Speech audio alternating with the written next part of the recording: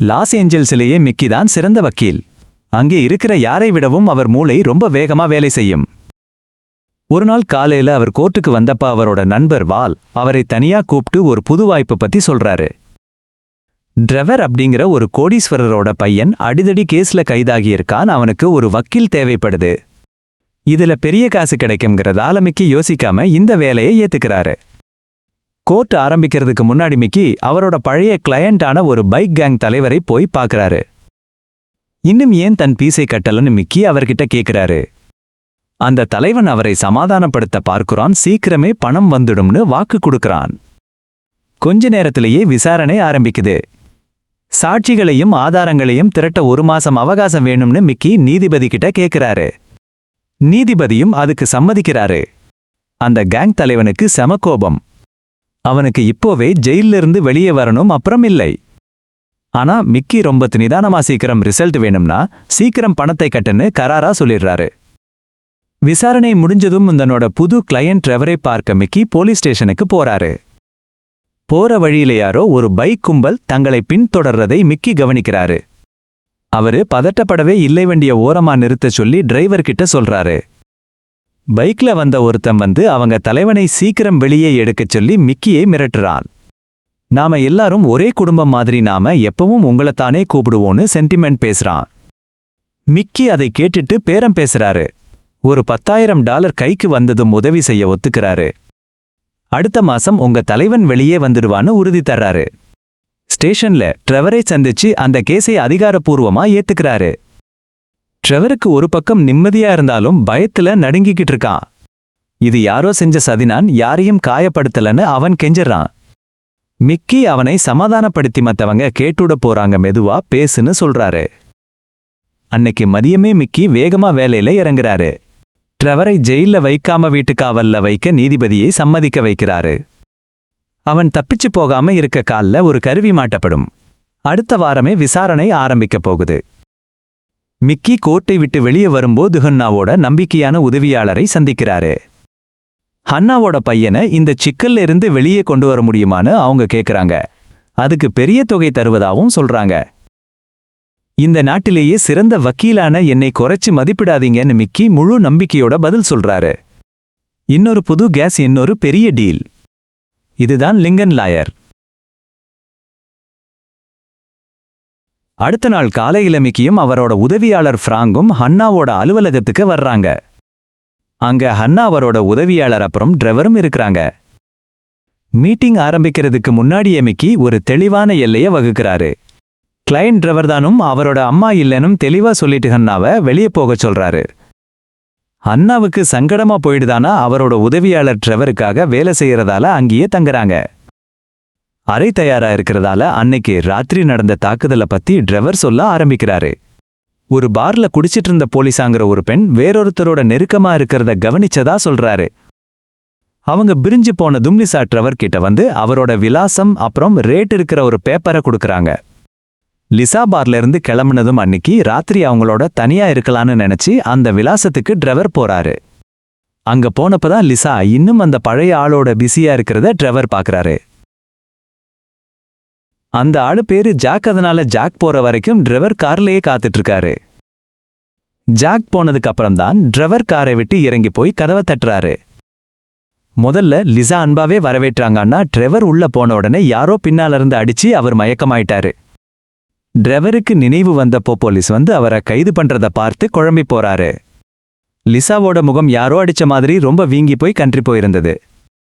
Trevor மேல தாக்குதல் புகார் வருது. அவர் எதையும் விளக்கறதுக்கு முன்னாடியே நேரா போலீஸ் ஸ்டேஷனுக்கு கூட்டிட்டு போறாங்க.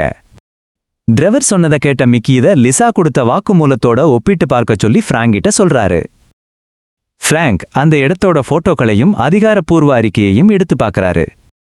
லிசா சொன்னது படிகதவ திறந்த உடனேயே ட்ரெவர் தாக்கி கத்திய காட்டி மிரட்டினதா சொல்லியிருக்காங்க. தன்னை காப்பாத்திக்க ட்ரெவரை ஒரு பாட்டிலால அடிச்சு மயக்கமாக்குனதா அவங்க சொல்றாங்க. இதுல ஏதோ ஒரு நெருடல் மிக்கிக்கு தோணுது. எதையும் மறைக்கலையான்னு ட்ரெவர் கிட்ட திரும்பவும் அழுத்தமா கேக்குறாரு. தன் மேல பழி போடுறாங்கன்னு தான் சொல்றதுதான் உண்மையினும் ட்ரெவர் விடாப்பிடியா சொல்றாரு. மிக்கி அவரை உத்து பார்த்துட்டு போய் சொல்லாதன்னு எச்சரிக்கிறாரு. தான் எந்த தப்பும் பண்ணலன்னு ட்ரெவர் உறுதியா நிக்கிறாரு. மிக்கிக்கு ஓரளவு திருப்தியானதும் அங்கிருந்து கிளம்பிடுறாரு. அன்னிக்கு ராத்திரி ஒரு பார்ல வச்சு மிக்கியும் ஃப்ராங்கும் மறுபடியும் இத பத்தி பேசுறாங்க. மிக்கிக்கு இதுல எதுவுமே பிடிபடல. ஒருவேளை ட்ரெவர் மயக்கமா இருந்த அப்புறம் லிசாவை அந்த அளவுக்கு அடிச்சது யாரு? ட்ரெவருக்கு முன்னாடி அங்கே இருந்த ஜாக் மேல அவனோட சந்தேகம் திரும்பிச்சு. இத பத்தி இன்னும் ஆழமா விசாரிக்க சொல்லி மிக்கி பிராங்க் கிட்ட சொன்னான். அடுத்த நாள் காலையில் அந்த பாரோட சிசிடிவி காட்சிகளோட பிராங்க் மிக்கி வீட்டுக்கு வந்தான். லீசா ஜாக்கோட நேரம் செலவிட்டத அந்த வீடியோ காட்டுச்சு. அவங்க அதை ஆராய்ஞ்சப்போ ஜாக் ஒரு இடது கை பழக்கம் உள்ளவன்னு பிராங்க கவனிச்சான். அந்த விஷயம் எல்லாத்தையும் தெளிவுபடுத்துச்சு. லீசாவோட முகத்துல வலது பக்கத்துல இருந்த காயங்கள் ஒரு இடது கையால அடிச்சதுக்கேத்த மாதிரி இருந்துச்சு. தகுந்த ஆதாரம் கிடைச்ச நம்பிக்கையில்ல தகவல்களை பகிர மிக்கி அரசு வழக்கறிஞர் அலுவலகத்துக்கு போனான். இந்த வீடியோ ஆதாரமே இந்த வழக்க முடிவுக்கு கொண்டு வர போதும்னு அவன் நம்பினான். ஆனா எல்லாத்தையும் பார்த்த பிறகும் அரசு வழக்கறிஞர் அந்த குற்றச்சாட்டுகளை கைவிட மறுத்துட்டாரு. ட்ரெவருக்கு 7 வருஷ தண்டனை வாங்கி தரணும்னு அவர் பிடிவாதமா இருந்தாரு. அதோட ஆதாரம் இருந்தாலும் தான் ஜெயிப்பேன்னு சொன்னாரு. அந்த பதில் மிக்கிக்கு ஒரு நிம்மதியற்ற உணர்வை கொடுத்துச்சு. ஏதோ ஒரு விஷயத்தை தான் தவற விடுறதா அவனுக்கு தோணுச்சு. அன்னைக்கு மத்தியானம் மிக்கியும் பிராங்கும் ஒரு பூங்காவுல உட்கார்ந்து வழக்கறிஞரோட ஆவணங்களை சரிபார்த்தாங்க. அப்போதான் ட்ரெவரோட பெயர் பொறிக்கப்பட்ட ஒரு கத்தி சம்பவ இடத்துல கிடைச்ச முக்கியமான விஷயத்தை மிக்கி கண்டுபிடிச்சான். பயங்கர கோபமான மிக்கி உடனே ட்ரெவரை நேருக்கு நேர் சந்திக்க போனான். மிக்கி அந்த கத்தியோட புகைப்படத்தை காட்டி ஏன் இத பத்தி சொல்லலன்னு ட்ரெவர் கிட்ட கேட்டான். ஒரு வக்கீலுக்கு எல்லா உண்மையும் தெரியணும், எதையும் மறைக்காம முழு உண்மையையும் சொல்லணும்னு ஏற்கனவே சொன்னதை அவன் ட்ரெவருக்கு ஞாபகப்படுத்தினான். வேற வழியில்லாம ட்ரெவர் கடைசியில ஒத்துக்கிட்டான். லீசாவோட வீட்டுக்கு அவன் ஒரு கத்தியை கொண்டு போனானா அவளை காயப்படுத்துறதுக்காக இல்லைன்னு சொன்னான். அவளோட அம்மா முன்னாடி ஒரு முறை தாக்கப்பட்டதால பாதுகாப்புக்காக எப்பவும் ஒரு கத்தியை கூடவே வச்சிருப்பதா அவன் விளக்கினான். இன்னும் கோபத்துல இருந்த மிக்கி ட்ரெவரை அங்கேயே விட்டுட்டு அங்கிருந்து கிளம்பி போனான். அடுத்த நாள் அலுவலகத்துல மிக்கி போலீஸ் அதிகாரியை சந்திக்கிறான். 1 வருஷத்துக்கு முன்னாடி இவங்க 2 பேரும் சேர்ந்து ஒரு எஸ்இகே ஊழியரோட கொலை வழக்குல வேலை செஞ்சாங்க. அந்த குற்றத்துக்காக தண்டிக்கப்பட்டவர் ஏற்கனவே சிறையில இருந்தாலும் அந்த வழக்குல ஏதோ தப்பு இருக்கிறதா அவனுக்கு தோணுச்சு. சிறையில இருக்கிறவர் நிஜமாவே தப்பு செஞ்சாரா இல்ல யாரோ அவரை மாட்டி விட்டாங்களான்ற சந்தேகம் எப்பவும் இருந்துச்சு. என்னைக்கு இருந்தாலும் உண்மையான கொலையாளியை கண்டுபிடிப்பேன்னு அன்னைக்கு மிக்கி செஞ்ச சத்தியம் அவன் மனசை விட்டு போகல. அன்னைக்கு நைட் கொஞ்சம் நிம்மதியா இருக்கலாம்னு மிக்கி அவனோட முன்னாள் மனைவி மேகிய ஒரு பார்ல சந்திக்கிறான். அவளும் ஒரு வழக்கறிஞர்தான். மது அருந்திக்கிட்டே அவங்க 2 பேரும் அவங்களோட மகள் ஹேலியை பத்தி பேசுறாங்க. விவாகரத்தான பிறகும் மிக்கிக்கு அவ மேல இன்னும் ஆழ்ந்த அக்கறை இருக்கு. வெளிய பார்க்க அப்படி தெரிஞ்சாலும் அவங்க 2 பேருக்கும் இடையில அந்த அன்பு இன்னும் குறையல. அடுத்த நாள் காலையில லீசாவோட மெடிக்கல் போட்டோஸை மிக்கி கவனிக்கும்போது ஏதோ ஒன்னு பழக்கமா தெரியுது. அவ முகத்துல இருக்கிற காயங்கள் பல வருஷத்துக்கு முன்னாடி அவன் கையாண்ட ஒரு கொலை கேஸ் மாதிரியே இருக்கு. உண்மை புரியும்போது அது மனச பாதிக்குது. காயங்கள் அப்படியே பொருந்துது அப்படின்னா தாக்குனவன் கண்டிப்பா ஒருத்தனா தான் இருக்கணும். 3 வருஷத்துக்கு முன்னாடி தன் கிட்ட வந்த மார்டினஸ் அப்படிங்கிற ஒரு கிளைண்ட் மிக்கிக்கு இப்போ ஞாபகம் வருது. ஒரு பாலியல் தொழிலாளியை கொன்னதா மார்டினஸ் மேல அன்னைக்கு குற்றம் சாட்டப்பட்டுச்சு. தான் திட்டமிட்டு மாட்டிக்க வைக்கப்பட்டதாவும் தான் தப்பு பண்ணலன்னு அவன் சொன்னாலும் சாட்சியங்கள் அவனுக்கு எதிரா இருந்துச்சு. அவனை ஜெயிலுக்கு போகாம காப்பாத்த மிக்கியால முடியல. இப்போ 2 கேஸுக்கும் இருக்கிற தொடர்பை பார்த்துட்டு அன்னைக்கே மிக்கி மார்டினஸை ஜெயில்ல போய் பார்க்கறான். மிக்கி நடந்ததை விரிவா கேட்கும்போது மார்டினஸ் முதல்ல எதையும் சொல்ல மறுக்கிறான். அவன் இன்னும் அந்த அதிர்ச்சியில இருக்கிறதால பழைய நினைவுகளுக்கு போக அவன் விரும்பல. மிக்கி விடாம பேசியவன் சந்தேகம் கரெக்டா இருந்தா நிஜமான குற்றவாளியை வெளிச்சத்துக்கு கொண்டு வந்து மார்டினஸை ரிலீஸ் பண்ண முடியும்னு சொல்றான். கடைசியில மார்டினஸ் அன்னைக்கு நடந்ததை சொல்ல ஒத்துக்கிறான். அன்னைக்கு நைட் ஒரு பார்ல இருந்தப்ப ஒரு பொண்ணு மேல தனக்கு ஆர்வம் வந்ததை மார்டினஸ் ஞாபகப்படுத்தி பார்க்கறான். அந்த பொண்ணு கூட அங்கிருந்து கிளம்புறதுக்கு முன்னாடியவ வேறொரு ஆள்கிட்ட பேசுறத அவன் கவனிச்சான். மிக்கி அதை கேட்டுக்கிட்டே மெதுவா ஒரு போட்டோவை மார்டினஸ் கிட்ட காட்டி அவன் தானான்னு கேட்கிறான். மார்டினஸ் அந்த போட்டோவை பார்த்த அடுத்த நொடியே அவனோட பயம் வெடிச்சு சிதறுது. அவன் பதற்றமாகி ரொம்பவே ஆவேசமா நடந்துக்கிறான். அந்த போட்டோவில் இருக்கிறது ட்ரெவர். உனக்கு ஒன்னு தெரியுமா, எனக்கு உன் மேல சுத்தமா நம்பிக்கையே இல்லடா. நான் எல்லாத்தையும் சரி பண்ணதான் முயற்சி பண்றேன். என்னால அது முடியாது. அந்த நிமிஷமே மிக்கிக்கு உண்மை புரியுது. இவ்வளவு நாளா அவன் தேடிக்கிட்டு இருந்த கொலையாளி ட்ரெவர் தான். அப்புறமா மிக்கி எல்லா விஷயத்தையும் பிராங்கி கிட்ட கொட்டி தீக்கிறான். குடிபோதையிலும் கோவத்திலையும் தான் எந்த அளவுக்கு ஏமாந்துட்டேன்னு அவன் ஒப்புக்கிறான்.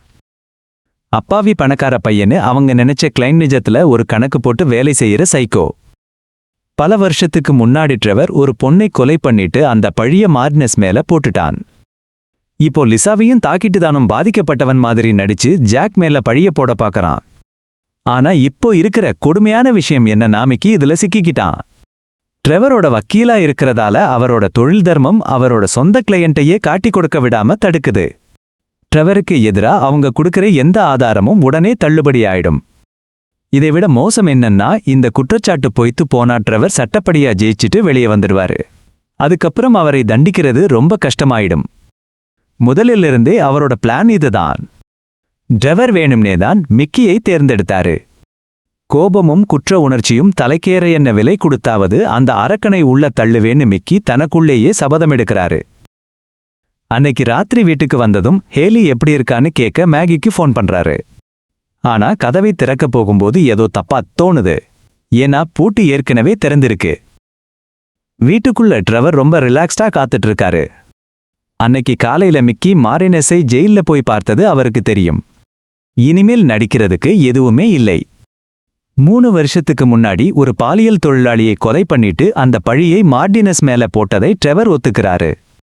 லிசாவை பத்தி அவர் சொன்ன எல்லாமே பொய்னும் ஒத்துக்கிறாரு. சட்ட தர்மப்படி மிக்கியால தன்னை பத்தி வெளியே சொல்ல முடியாதுன்னு அவருக்கு நல்லாவே தெரியும். அங்கிருந்து கிளம்புறதுக்கு முன்னாடி ட்ரெவர் மிரட்ட ஆரம்பிக்கிறாரு. ஹேலியை பத்தியும் அவ வயசு ஸ்கூல்னு ஒவ்வொன்னா விசாரிக்க ஆரம்பிக்கிறாரு. அவரோட கேள்விகள் எல்லாம் திட்டமிட்டு மிரட்டுற மாதிரி இருக்கு. அந்த நிமிஷத்துல அமெரிக்காவோட சிறந்த வக்கீல்தான் ஒரு உண்மையான மனநோயாளியை எதிர்கொள்றதாவும் அவன் வேற யாரும் இல்ல தன்னோட கிளையண்ட்னு புரிஞ்சுக்கிறாரு.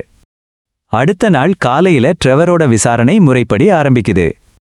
இந்த முதல் அமர்வு 2 தரப்பு வாதங்களையும் ஜூரிக்கு அறிமுகப்படுத்துறதுக்காக நடக்குது.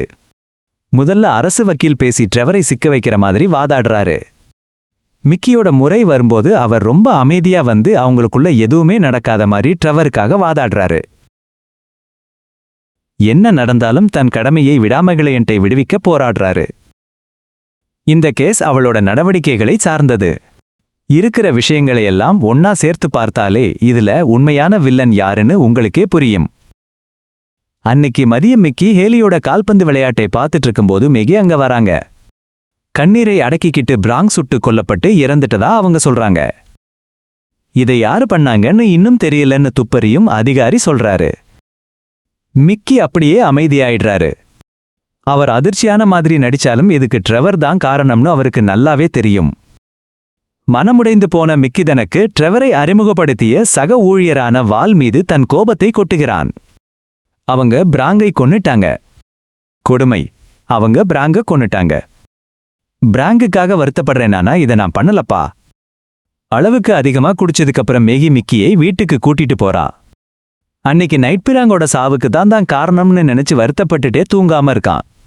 அடுத்த நாள் காலையில டிடெக்டிவ் கிட்ட இருந்து மிக்கிக்கு ஒரு கால் வருது. பிராங்கை கொல்றதுக்கு பயன்படுத்தப்பட்ட அந்த தோட்டா ரொம்ப அபூர்வமான பழைய மாடல் கைத்துப்பாக்கியிலேருந்து வந்ததுன்னு போஸ்ட்மார்ட்டம்ல தெரிய வருது. போலீஸ் இப்போ அந்த வகை துப்பாக்கி வச்சிருக்கிற ஒவ்வொருத்தரையும் தேடிக்கிட்டு இருக்காங்க. மிக்கிக்கு உண்மை இப்போதான் புரியுது. ட்ரெவர் அவனோட துப்பாக்கியை திருடி இவன் மேல பழிய போட பாக்குறான்னு. அன்னைக்கு மதியம் கோர்ட் விசாரணை மறுபடியும் ஆரம்பிக்குது. அரசு தரப்பு அவங்களோட முதல் சாட்சியான ஜாக்க கூப்பிடுறாங்க. அன்னைக்கு நைட்டு நடந்தத பத்தி ஜாக் விளக்குறான். லீசா கூட கொஞ்ச நேரம்தான் இருந்தேனும் அவளுக்கு எப்படி இவ்ளோ பெரிய காயமாச்சுன்னு தெரியலன்னு சொல்றான். அவன் சாட்சி சொல்லி முடிச்சது மிக்கி குறுக்கு விசாரணைக்கு வர்றான். ஜாக் இடது கை பழக்கமுள்ளவன்னு நிரூபிக்கிற மிக்லிசாவோட முகத்தோட வலது பக்கத்துல இருக்கிற காயத்துக்கும் அதுக்கும் இருக்கிற தொடர்பை சொல்றான். விஷயம் இப்போ தெளிவா புரியுது. ஜாக் எல்லாத்தையும் மறுத்தாலும் மிக்கியோட கூர்மையான கேள்விகள் அவனை நிலைகுலைய வைக்குது. அழுத்தம் அதிகமான ஜாக் நீதிபதி மற்றும் ஜூரி முன்னாடி தடுமாற ஆரம்பிக்கிறான். விசாரணை முடிஞ்சு வெளியில வந்த மிக்கியை டிடெக்டிவ் நிறுத்துறாங்க. அவங்க அவன்கிட்ட ஒரு சோதனை நடத்தும் வாரண்ட்ட கொடுக்கறாங்க. இப்போ பிராங்க் கொலை வழக்குல மிக்கியும் ஒரு சந்தேகத்துக்குரிய நபரா கருதப்படுறான். அவனோட வீட்டுல சோதனை போடும்போது கொலைக்கு பயன்படுத்தப்பட்ட அதே மாடல் துப்பாக்கி பெட்டிய போலீஸ் கண்டுபிடிக்கிறாங்க.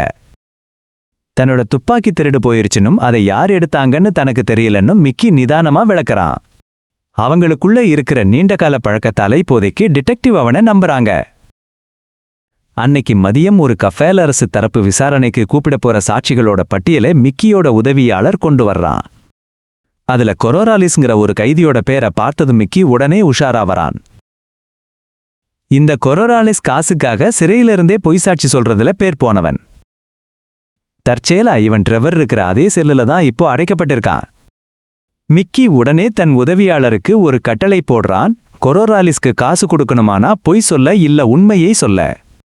அரசு வக்கீல் அவனை சாட்சி சொல்ல கூப்பிடும்போது ட்ரெவர் செஞ்ச எல்லாத்தையும் அவன் வெளியில சொல்லணும். இத கேட்கறதுக்கு டிடெக்டிவும் போலீஸ் சீஃபும் கண்டிப்பா கோர்ட்ல இருக்கணும்னு தன் உதவியாளர்கிட்ட சொல்றான். மத்த எல்லாத்தையும் மிக்கியே நேர்ல பார்த்துப்பாரு. அடுத்த நாள் நீதிமன்றத்துல பாதிக்கப்பட்ட லிசாவை சாட்சி சொல்ல அரசு தரப்பு கூப்பிடுது. அரசு வக்கீல் முடிச்சது மிக்கி விசாரணையை ஆரம்பிக்கிறாரு. ரொம்பவும் கவனமா பல கேள்விகளை கேட்டு அவங்களை திணறடிக்கிறாரு. மெல்ல மெல்ல அவங்களை உணர்ச்சிவசப்பட வைக்கிறாரு. கொஞ்சம் கொஞ்சமா கதையையே மாத்துறாரு. டிரைவர் ஒரு கோடீஸ்வரரோட பையன்கிறதால லிசாவே அவருக்கு வலை விரிச்சு பணம் பறிக்க பார்த்ததா சித்தரிக்கிறாரு. கொஞ்ச நேரத்திலேயே மிக்கி கதைய லாவகமா திருப்பிட்டாரு. இதனால ஜூரிங்களுக்கு லிசா மேல சந்தேகம் வர ஆரம்பிக்குது. அவங்க அழுகைய அடக்க முடியாம ரொம்பவும் கஷ்டப்படுறாங்க. உண்மையிலேயே ட்ரெவர் அவங்கள அடிச்சிருந்தாலும் மிக்கி அதை அப்படியே தலைகீழா மாத்தி லிசாவை ஒரு குற்றவாளி மாதிரி காட்டிடுறாரு. லிசா சாட்சி கூண்டை விட்டு இறங்குனதும் மிக்கி தன்னோட சாட்சிய ஹன்னாவை கூப்பிடுறாரு. அங்க கிடைச்ச கத்திய பத்தி அரசு வக்கீல் கேட்ட பாதுகாப்புக்காக அதை கையோட வச்சுக்க சொல்லி ட்ரெவர் கிட்டதான் சொன்னதா ஹன்னா விளக்குறாங்க. அவங்க அழுதுகிட்டே உருக்கமா பேசினது அங்கிருந்த எல்லாரையும் கொஞ்சம் இழக வைக்குது. நீதிமன்றமே ஒரு நிமிஷம் அப்படியே நெகிழ்ந்து போகுது. கிளம்பும்போது அடுத்ததா கடைசி விசாரணை வரப்போகுதுன்னும் அப்போ ட்ரெவரே சாட்சி சொல்லணும்னு மிக்கி ஞாபகப்படுத்துறாரு. ஆனா ட்ரெவர் ரொம்பவே நிதானமா இருக்காரு.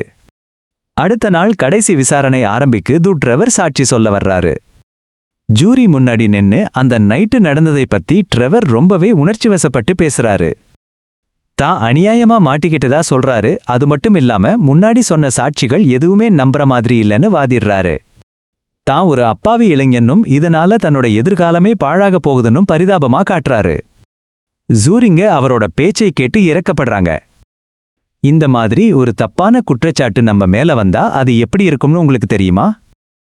ஒரு மிருகம் மாதிரி நடத்துறது, அந்தரங்கத்தை பத்தி பேசுறது, மத்தவங்க முன்னாடி கேவலப்படுத்துறது. நான் எந்த தப்பும் பண்ணல, இதெல்லாம் சீக்கிரம் முடியணும்னு நினைக்கிறேன். ட்ரெவர் பேசி முடிச்சதும் கேஸ் ஜெயிச்சாச்சுன்னு அவருக்கு ஒரு முழு நம்பிக்கை வருது. ஆனா அரசு வக்கீல் இன்னும் விடல. தீர்ப்பு வர்றதுக்கு முன்னாடி இன்னும் ஒரு முக்கியமான சாட்சியை விசாரிக்கணும்னு சொல்லி அரசு தரப்பு ஒரு நாள் அவகாசம் கேட்கறாங்க. நீதிபதியும் அதுக்கு சம்மதிக்கிறாரு. அடுத்த நாள் காலையில மிக்கி கோர்ட்டுக்குள்ள நுழையும் போது அங்க போலீஸ் சீஃப் டிடெக்டிவ் அப்புறம் மேகி எல்லாரும் உட்கார்ந்திருக்கிறத பாக்குறாரு. விசாரணை ஆரம்பிக்குது. கடைசி சாட்சியா ட்ரெவர் கூட முன்னாடி ஜெயில்ல இருந்த கொராலிஸை அரசு வக்கீல் கூப்பிடுறாரு. உடனே மிக்கி இதுக்கு எதிர்ப்பு தெரிவிச்சு அந்த சாட்சியத்தை ரத்து பண்ண சொல்லி கேட்கிறாரு. ஆனா நீதிபதி அதை மறுத்துட்டு கொராலிஸை பேசச் சொல்லி அனுமதி தர்றாரு. சிறையில் ட்ரெவருடன் தனக்கிருந்த நெருக்கத்தையும் அவன் சொன்ன ரகசியங்களையும் கொரோராலிஸ் விவரிக்க தொடங்குகிறார். கொரோராலிஸ் கூற்றுப்படி ட்ரெவர் தனது பழைய குற்றங்களைப் பற்றி வெளிப்படையாக பேசினார். லிசாவை துன்புறுத்த முயன்றதை ஒத்துக்கொண்டதோடு பல ஆண்டுகளுக்கு முன் ஒரு பாலியல் தொழிலாளியை கொலை செய்ததையும் ட்ரெவர் ஒப்புக்கொண்டார். மாரினஸ் என்ற அப்பாவி மனிதரை இதில் சிக்க வைத்துதான் தப்பித்துக் கொண்டதை பற்றி அவர் பெருமையாக பேசினார். இதை கேட்டு அதிர்ச்சியடைந்த காவல்துறை அதிகாரி திடீரென நீதிமன்றத்தை விட்டு வெளியேறுகிறார். ட்ரெவர் பதற்றமடைகிறான். சிறையில் அவன் யாரிடமும் இதைச் சொன்னதே இல்லை. மிக்கியும் குழப்பமடைந்தது போல தெரிகிறார். கொரோராலிஸுக்கு இதெல்லாம் எப்படி தெரியும் என்று புரியாதது போல நடிக்கிறார். உண்மையில் எல்லாமே திட்டமிட்டபடியேதான் நடந்து கொண்டிருக்கிறது. மிக்கி நீதிபதியையோ அல்லது ஜூரிகளையோ நம்ப வைக்க நினைக்கவே இல்லை. அவருடைய உண்மையான இலக்கு அந்த போலீஸ் அதிகாரியும் துப்பறியும் நிபுணரும்தான். போலீஸ் அதிகாரி வெளியேறியது மிக்கி கடைசியாக தனது வேலையை தொடங்குகிறார். கொரோராலிஸால் பதில் சொல்ல முடியாத அளவுக்கு தனது வாதத் திறமையால் அவரை தொடர்ந்து நெருக்குகிறார். ஆரம்பத்தில் உண்மையாக தெரிந்த சாட்சியம் சீக்கிரமே வலுவிழந்து சந்தேகத்திற்குரியதாக மாறுகிறது. தீர்ப்பு வழங்குவதற்கு முன்பு நீதிபதி சிறிது நேரம் இடைவேளை விடுகிறார். ஓய்வறையில் ட்ரெவர் கோபத்தில் கத்துகிறான். இதெல்லாம் தன்னை சிக்க வைக்க மிக்கி போட்ட திட்டம் என்று அவனுக்கு தெரிகிறது. மிக்கி அதற்கு பதில் ஏதும் சொல்லவில்லை. அவர் அமைதியாக அங்கிருந்து விலகிச் செல்கிறார். டிரைவர் ஆத்திரத்தில் அங்கேயே நிற்கிறான். சிறிது நேரத்திலேயே அனைவரும் மீண்டும் நீதிமன்றத்திற்கு திரும்புகிறார்கள். அனைத்தையும் ஆராய்ந்த நீதிபதி டிரைவர் குற்றமற்றவர் என்று தீர்ப்பளிக்கிறார். மிக்கி அபாரமாக வெற்றி பெறுகிறார். டிரைவர் அதிகாரப்பூர்வமாக விடுவிக்கப்படுகிறான். நீதிமன்றத்திற்கு வெளியே தனது மகனை காப்பாற்றியதற்காக ஹன்னா மிக்கிக்கு நன்றி கூறுகிறார். ஆனால் அந்த நேரத்தில் திடீரென அங்கு வந்த போலீஸ் அதிகாரி கொலை குற்றத்திற்காக டிரைவரை மீண்டும் கைது செய்கிறார். இதைக் கண்டு ஹன்னா மிகுந்த அதிர்ச்சியடைகிறார். டிரைவரை அழைத்துச் செல்லும்போது நாட்டின் சிறந்த வழக்கறிஞரை ஒருபோதும் குறைத்து மதிப்பிட வேண்டாம் என்று மிக்கி அவனிடம் கூறுகிறார். அதன் பிறகு பரியும் நிபுணர் வியப்புடன் மிக்கியை அணுகுகிறார். மிக்கி டிரைவரை தற்காப்பது போல நடித்ததும் அவனை பெரிய சிக்கலில் மாட்ட திட்டமிட்டதும் இப்போது தெளிவாகிறது. தாக்குதல் வழக்கிலிருந்து டிரைவரை விடுவிப்பதன் மூலம் அவனை கொலை குற்றவாளியாக மாற்ற மிக்கி வழிவகை செய்தார். வீட்டிற்குச் செல்வதற்கு முன்பாதுகாப்பிற்காக மிக்கியின் டிரைவர் அவரிடம் ஒரு ஆயுதத்தை கொடுக்கிறார். மிக்கி கையாண்ட இன்னொரு கேஸும் வெற்றிகரமாக முடிந்ததுக்காக டிரைவர் அவருக்கு வாழ்த்து சொல்றாரு. மிக்கி வீட்டுக்கு வந்த கொஞ்ச நேரத்திலேயே மேகி திடீர்னு அவருக்கு ஃபோன் பண்றாங்க. போலீஸ் சீஃப் கிட்ட போதுமான ஆதாரம் இல்லாததால டிரைவரை மறுபடியும் ரிலீஸ் பண்ணிட்டதா அவங்க சொல்றாங்க. இதை கேட்டதும் ஹேலியை அழைச்சிக்கிட்டு அவங்க அம்மா வீட்டுக்கு போய் ஒளிஞ்சிக்க சொல்லி மேகி கிட்ட மிக்கி சொல்றாரு. டிரைவர் கண்டிப்பா அவங்களை தேடி வருவான்னு அவருக்கு நல்லாவே தெரியும். அந்த பதற்றத்திலேயும் டிரைவரோட கால்ல இருக்கிற டிராக்கிங் பிரேஸ்லெட் பத்தி மிக்கிக்கு ஞாபகம் வருது. உடனே வால் ஐ கூப்பிட்டு டிரைவர் இப்போ எங்க இருக்கான்னு கண்டுபிடிக்க சொல்றாரு. டிரைவர் அங்கே வர்றப்போ மிக்கி ஏற்கனவே மேகியோட வீட்டுக்கு வெளியே காத்துட்டு இருக்காரு.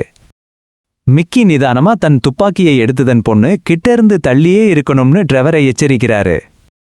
ஆனா டிரைவர் துளியும் பயப்படல. தன்னை எதுவும் பண்ணுனா மிக்கியோட கேரியரே நாசமாயிடும்னு அவருக்கு தெரியும். இப்போ துரத்தினாலும் அவர் எப்ப வேணாலும் மறுபடியும் திரும்பி வர முடியும். பகல் இரவுன்னு பார்க்காமவர் அடிக்கடி வந்து ஹேலியை தொடர்ந்து தொந்தரவு செய்ய முடியும். மிக்கி அப்பவும் அமைதியாவே இருக்காரு. தன் கையை அழுக்காக்கிக்காமலேயே இதை முடிக்க முடியும்னு அவருக்கு தெரியும். திடீர்னு மிக்கி ஒரு காலத்துல காப்பாத்தின ஒரு பைக் கேங் வந்து டிரைவரை போட்டு பயங்கரமா அடிச்சு துவைக்கிறாங்க. மிக்கி எந்த பயமும் இல்லாம அங்கிருந்து அப்படியே கிளம்பி போயிடுறாரு. அன்னைக்கு ராத்திரி மிக்கி வீட்டுக்கு வர்றப்போ அங்க ஹன்னா இருக்கிறத பார்த்து ரொம்ப அதிர்ச்சியாகிறாரு. அந்த அம்மாவும் மகனும் 2 பேருமே ஒரு சைக்கோங்கிறது இப்போ தெளிவா புரியுது. அவங்களை வெளியே போகச் சொல்லி மிக்கி உத்தரவிடுறாரு. ஆனா ஹன்னா திடீர்னு அவரை சுட்டுடுறாங்க. நல்ல வேளையா மிக்கி கிட்டையும் துப்பாக்கி இருந்தது. அவரு பதிலுக்கு சுட்டதுல ஹன்னா அந்த இடத்திலேயே இறந்துடுறாங்க. சில நாட்களுக்கு பிறகு ஹாஸ்பிட்டல்ல இருந்து மிக்கி டிஸ்சார்ஜ் ஆகி வீட்டுக்கு கிளம்புறாரு. கார்ல போறப்போ டிரைவர் ஒரு செய்தி சொல்றாரு. மார்டினஸ் ஒரு வழியா ரிலீஸ் ஆயிட்டாரு. டிரைவரை மறுபடியும் அரெஸ்ட் பண்ணிட்டாங்க. 3 வருஷத்துக்கு முன்னாடி நடந்த கொலைக்கும் இவருக்கும் தொடர்பு இருக்கிறதுக்கான வலுவான ஆதாரங்கள் இப்போ கிடைச்சிருக்கு. அவங்க போயிட்டு இருக்கிறப்போ அந்த பழைய பைக் கேங் மறுபடியும் அங்கே வர்றாங்க. மிக்கி அமைதியா தன் டிரைவர் கிட்ட காரை ஓரம் கட்ட சொல்றாரு. அந்த பைக் கேங்ல ஒருத்தர் மிக்கி முன்னாடி வந்து ஒரு உதவி கேட்கிறாரு. அவங்க குழுவுல இன்னொருத்தரை அரெஸ்ட் பண்ணிட்டாங்களாம். இந்த கேஸ் முதல்ல இருந்ததை விட ரொம்ப சிக்கலா இருக்கு. இதுல போதைப்பொருள் அப்புறம் ஒரு போலீஸ் அதிகாரியோட மனைவி சம்பந்தப்பட்ட விவகாரம் இருக்குன்னு சொல்றாரு. மிக்கி லேசாக புன்னகைக்கிறார். அவர்கள் போன்ற விசுவாசமான வாடிக்கையாளர்களுக்காக இதை கட்டணமில்லாமல் செய்ய அவர் முடிவெடுக்கிறார். எனவே இந்த கதையோட நீதி என்னன்னா, உங்களை விட புத்திசாலியா, உங்களை விட பணக்காரரா, ரொம்ப அமைதியா, அப்புறம் உங்களோட மொத்த வாழ்க்கை திட்டத்தையும் விட ரகசியமா 3 படி முன்னாடி இருக்கிற ஒரு வக்கீலை எப்பவுமே வேலைக்கு சேர்த்துக்காதீங்க.